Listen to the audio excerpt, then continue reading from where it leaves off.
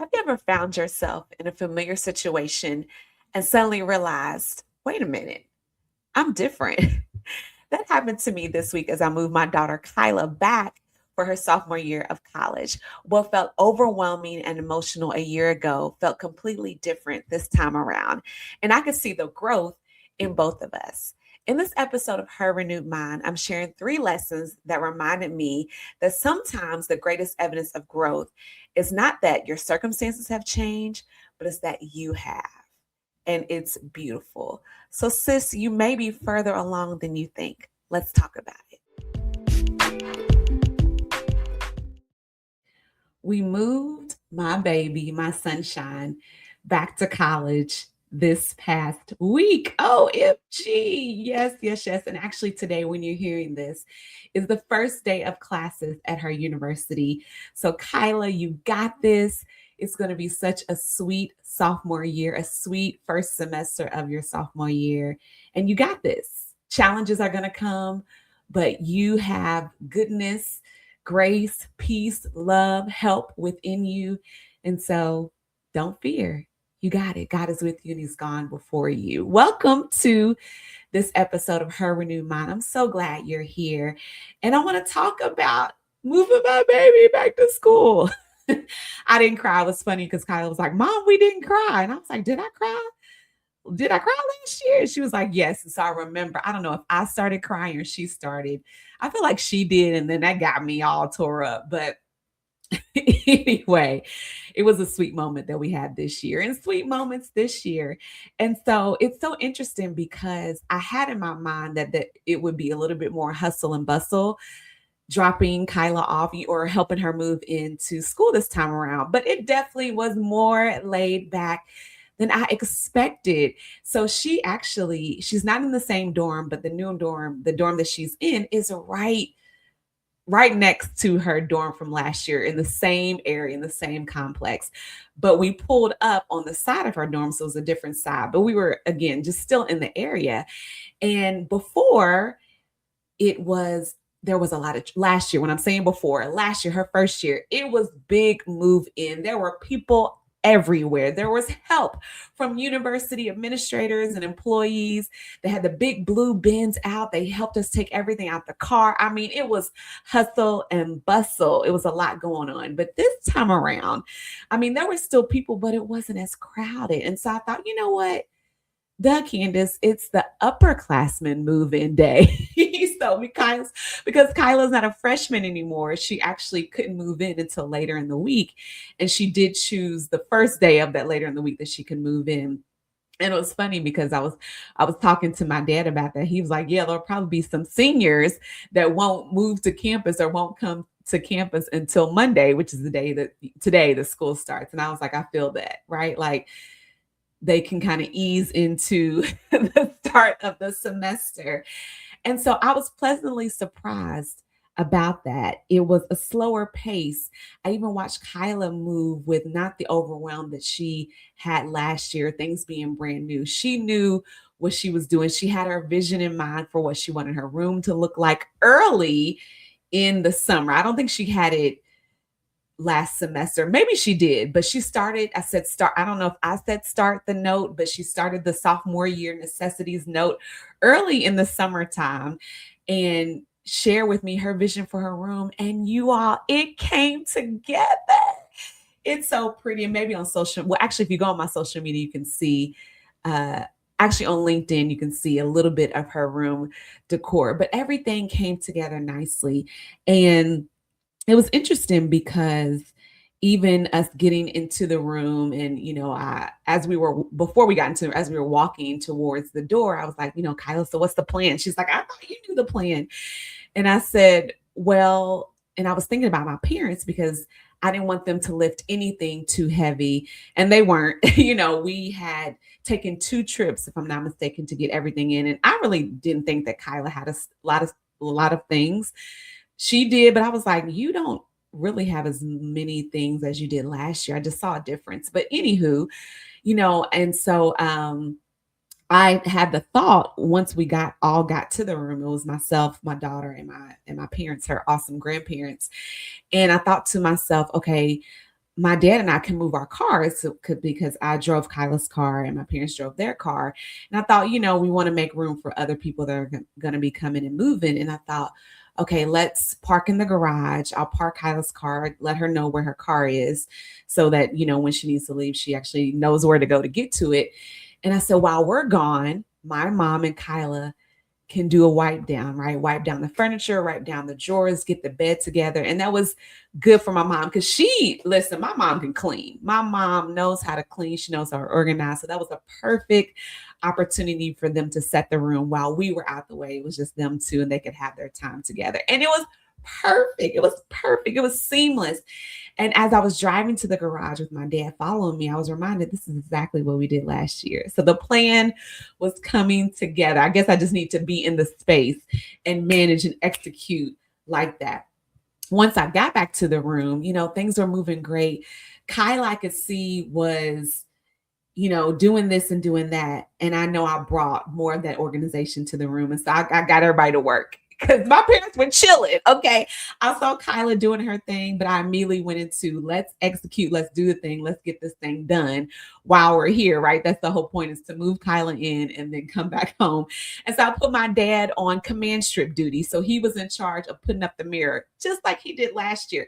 He was in charge of putting the command strip. Him and my mom were in charge of putting the command strips on the sticker. I was giving them things to put in a big trash bag. I said, oh, that one trash bag we have, that can be our big trash bag.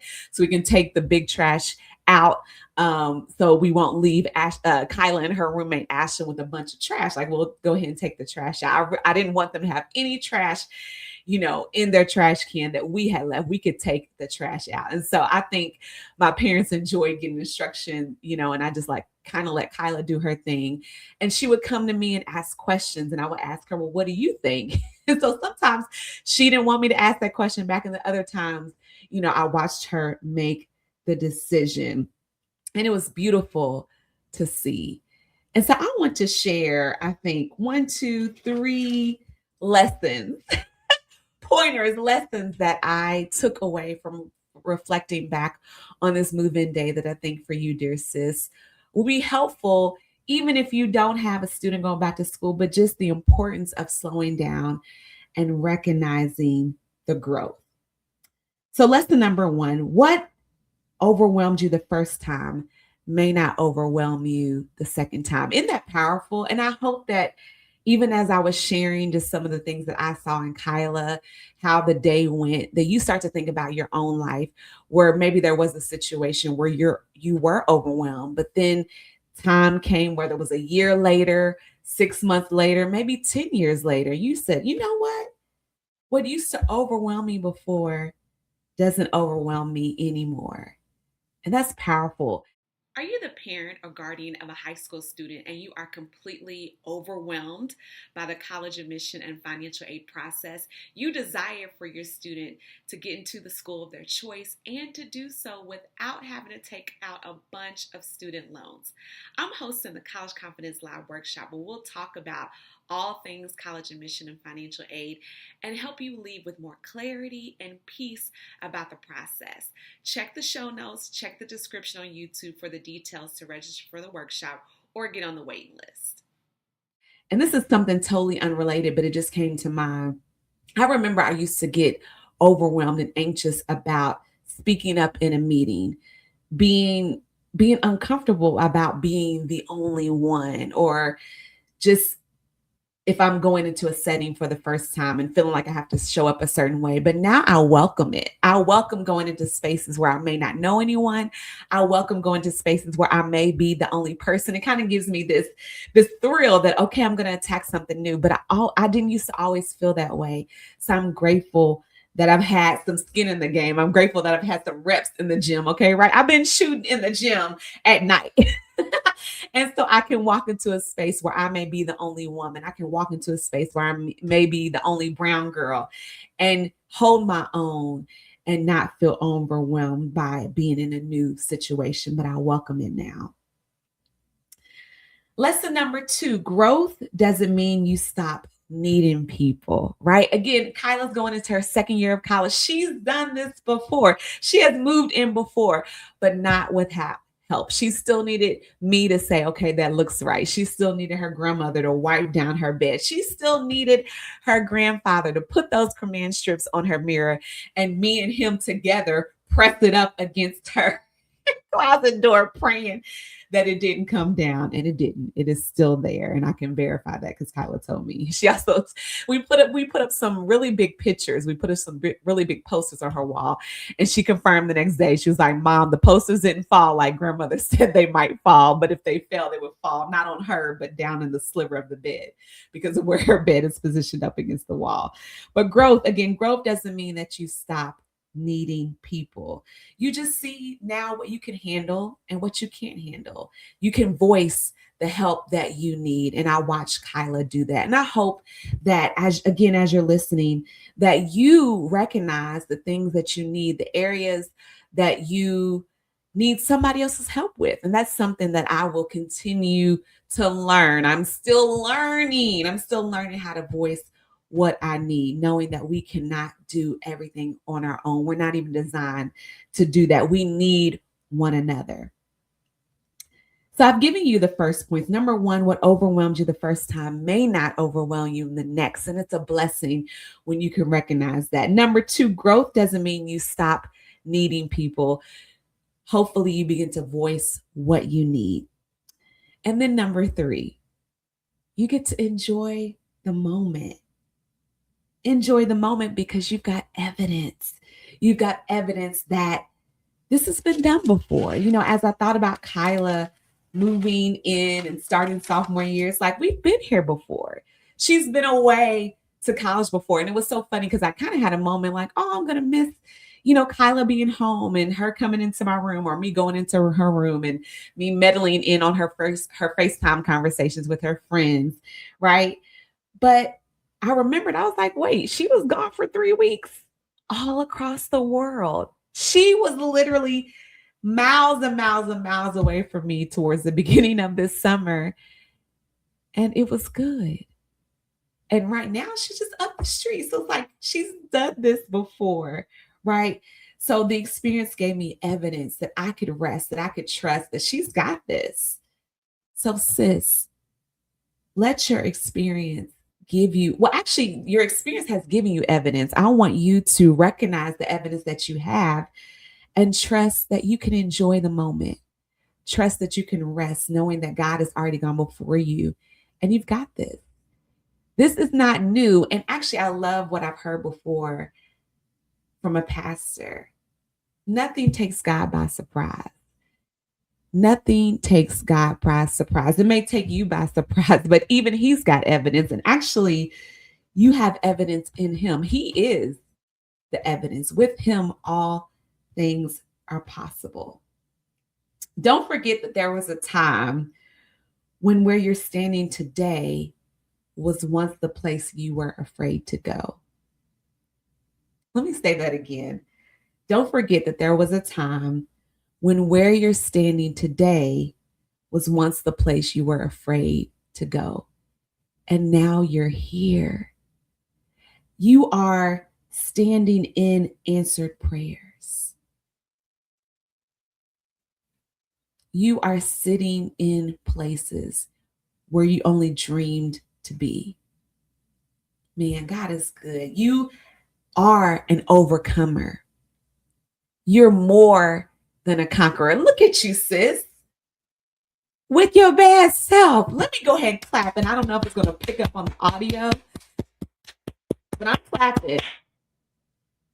I'm proud of you. I see you. And the greatest thing ever is that God is proud of you. And I hope that you are proud of yourself. What a beautiful time to set aside, to pause, and recognize the growth. I believe there's always a good time. It's always time to slow down and recognize the growth that we've experienced.